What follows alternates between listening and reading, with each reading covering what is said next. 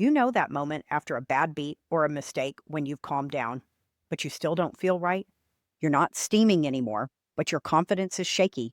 You're playing tighter. You're second guessing your reads. You might even find yourself avoiding spots you'd normally take without hesitation. That's not random. It's what I call the tilt hangover. Sometimes it shows up as second guessing hands you'd normally snap call.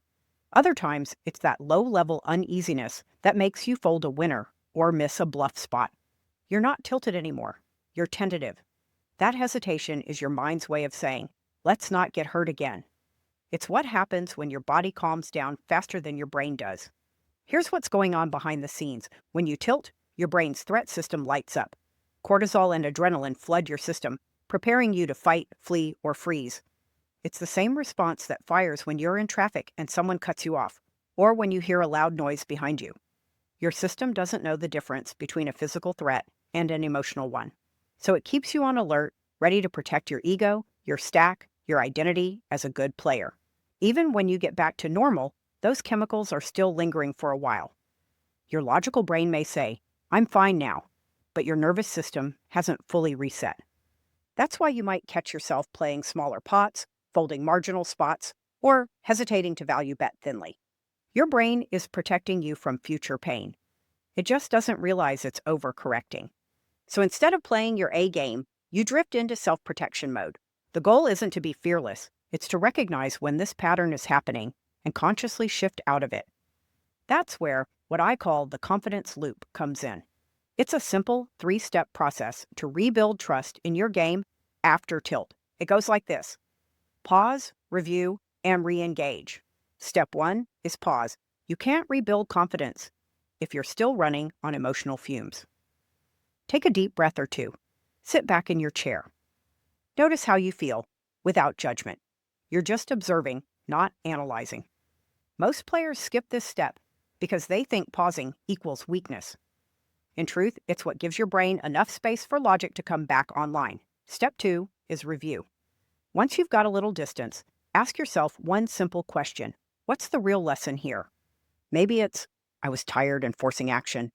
Maybe it's, I got too attached to one hand. Whatever it is, identify it quickly and then let it go. This isn't about replaying the hand obsessively. It's about gathering just enough data to improve, then closing the file. Step three is re-engage. Do something small to re-anchor yourself in the present moment. That might mean stacking your chips neatly, repeating your pre-session intention, or reviewing your focus cue. Whatever signals to your brain, we're back.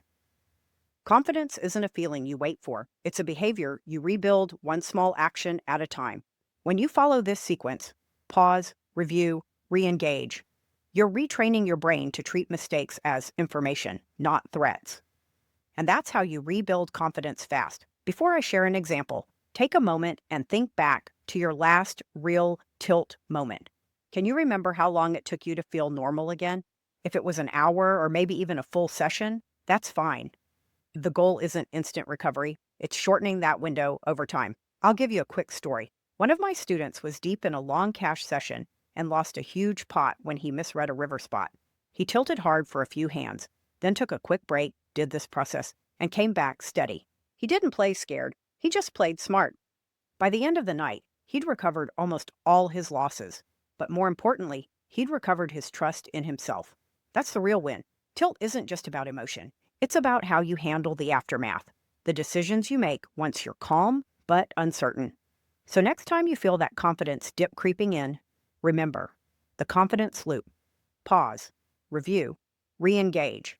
Every time you complete that loop, you shorten your recovery window.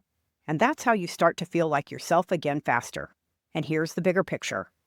Mastering this loop doesn't just fix tilt. It strengthens your resilience across the board in poker, study, and life. When you can recover quickly, you can risk more intelligently, learn faster, and keep your confidence steady through variance. That's the real foundation of mental toughness. If you want more tools like this, grab the free Tilt Recovery Toolkit at drtriciacardner.com/tilt-recovery.